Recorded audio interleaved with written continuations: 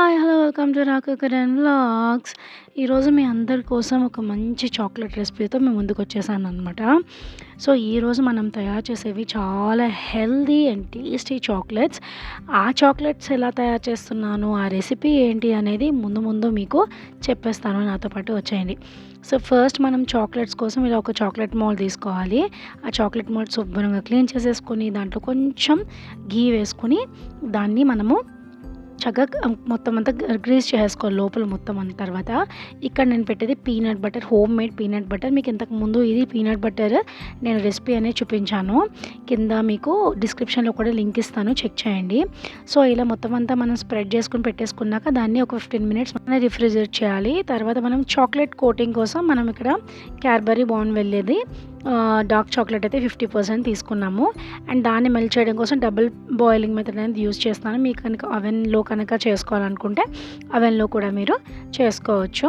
And ఇక్కడ నేను ఒక 2-3 స్పూన్స్ ఆఫ్ బటర్ తీసుకుంటున్నాను. బటర్‌ని డబుల్ బాయిలింగ్ మెథడ్‌లో ఫస్ట్ దాన్ని మెల్ట్ చేసేస్తున్నాను అనమాట. సో, దీనివల్ల ఏమవుతుందంటే చాక్లెట్‌కి మంచి స్మూత్ టెక్స్చర్ వస్తుంది.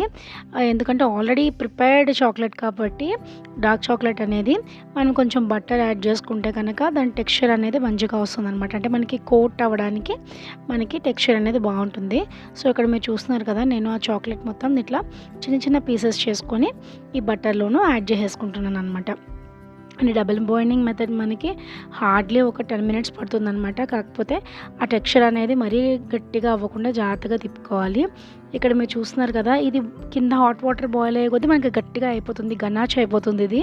సో, నేను తొందరగా తీసేసాను. తీసేసిన తర్వాత దాంట్లో కొంచెం హాట్ మిల్క్ యాడ్ చేసుకున్నాను, ఎందుకంటే అది గట్టిగా అయిపోయిందని. సో, హాట్ మిల్క్ యాడ్ చేసుకున్న తర్వాత మనకి కావాల్సిన టెక్స్చర్లో వచ్చేసింది. చూసారా, ఇలా పోరింగ్ టెక్స్చర్ రావాలన్నమాట. అంటే ఇలా పోస్తే దాంట్లో అలా పడిపోవాలి, మరీ పలుచగా కూడా ఉండకూడదు.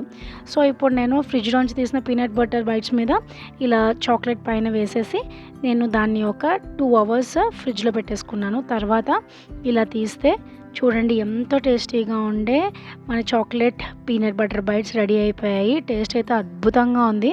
పిల్లలకైతే చాలా బాగా నచ్చాయన్నమాట. మీరు కూడా ట్రై చేసి ఎలా వచ్చిందో నాకు కామెంట్ సెక్షన్‌లో తెలియజేయండి. Thank you so much for watching.